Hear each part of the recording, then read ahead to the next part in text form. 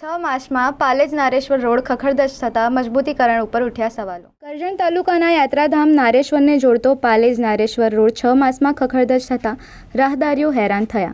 6 માસ પહેલાં અંદાજિત 32 કરોડના ખર્ચે 10 મીટર પહોળો અને 19 કિલોમીટરનો રોડ નવીન બનાવવામાં આવ્યો હતો, જે હાલમાં ખખડધજ થવા પામ્યો છે। રોડ ઉપર પાલેજથી લઈને મલોદ સુધી રોડ ઉપર 1 થી 2 ફૂટના કમરતોડ ખાડા સર્જાતા વાહન ચાલકો હેરાન થઈ રહ્યા છે।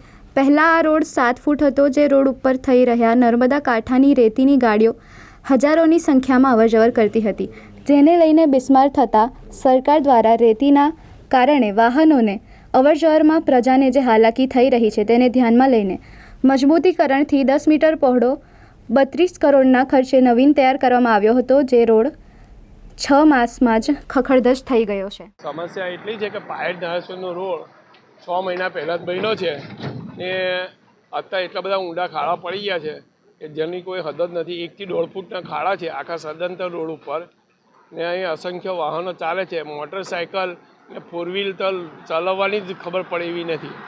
સારી ને સંસ્કૃત પાસે ફૂલ મોટા મોટા ખાડા પડેલા છે। રોડનું નિર્માણ 6 થી 7 મહિના પહેલાં જ થયું છે। મારું નામ વિજયભાઈ હરિશ્ચંદ્ર ઉપાધ્યાય। આ પાલેજ નારેશ્વરનો રોડ છે, જે તે સમયે 2017-18ની અંદર પણ 18 કરોડના ખર્ચે આ રોડ બન્યો હતો। તે સમયે પણ આ રોડની અંદર મોટો ભ્રષ્ટાચાર આચરવામાં આવ્યો હતો। ત્યારબાદ આ રોડ પર રેતીની ઓવરલોડ ગાડીઓ જે ચાલે છે એ સરકારને ખબર છે, વહીવટી પ્રશાસનને ખબર છે, જેના લીધે વધુ કેપેસિટીનો આ રોડ માટે મંજૂર થયો અને અંદાજે લગભગ 32 કરોડના ખર્ચે આ રોડ મંજૂર કરવામાં આવ્યો હતો। 6 માસ અગાઉ આ રોડ બન્યો હતો।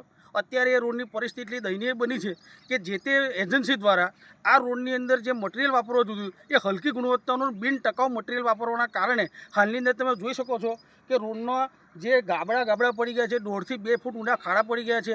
રાહદારીઓ પારાવાર મુશ્કેલીનો સામનો કરી રહ્યા છે। આ રોડ પર પવિત્ર નારેશ્વર યાત્રાધામ આવેલું છે, અનેક શ્રદ્ધાળુઓ દર્શનાર્થે આવતા હોય છે, પરંતુ રોડની બિસ્માર હાલતના કારણે સ્થાનિક લોકો અને આવનાર રાહદારીઓ, વિદ્યાર્થી વર્ગ, ખેડૂત વર્ગ તમામ લોકો હેરાન પરેશાન થઈ રહ્યા છે। આ મીડિયાના માધ્યમથી અમારી સરકાર સમક્ષ તથા માર્ગ અને મકાન વિભાગના અધિકારીને વિનંતી છે કે તાકીદે આ રોડને સમારકામ કરવામાં આવે, તાકીદે આ ખાડા પૂરવામાં આવે અને આ રોડ બાબતે વિજિલન્સ તપાસ કરવાની અમે માગણી કરી રહ્યા છીએ।